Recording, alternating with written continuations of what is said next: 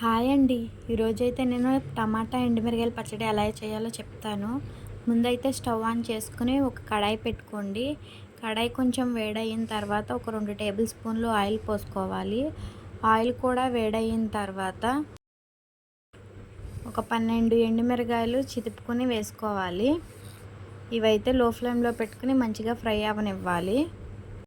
ఇక్కడైతే నాకు ఫ్రై అయిపోయినాయి. నేను వీటిని మిక్సీ జార్లోకి తీసేసుకుంటున్నాను. ఇందులోనే సన్నగా కట్ చేసి పెట్టుకున్న 1/2 కేజీ టమాటాలు వేసుకోవాలి. ఇవైతే మంచిగా మగ్గిపోవాలి. ఇప్పుడు మూత పెట్టుకుని మంచిగా మగ్గనివ్వాలి. ఈ టమాటాల్లో కొద్దిగా ఆయిల్ కూడా పోసుకోవాలి. ఇందులోనే నిమ్మకాయ సైజ్ అంతా చింతపండు వేసుకోవాలి. ఇప్పుడైతే నాకు మంచిగా మగ్గిపోయింది. మిక్సీ జార్లో కొద్దిగా జీలకర్ర వేసుకోవాలి. అలాగే 4 రెబ్బలు వెల్లుల్లిపాయలు కూడా వేసుకోవాలి. అలాగే రుచికి సరిపడినంత ఉప్పు కూడా వేసుకోవాలి.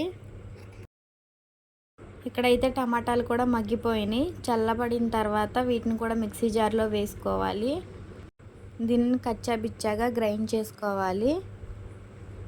ఈ గ్రైండ్ చేసుకున్నది ఒక గిన్నెలో తీసుకోవడమే.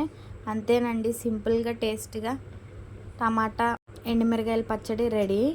వీడియో నచ్చితే like, share, subscribe my YouTube channel Swarnateja. Watching next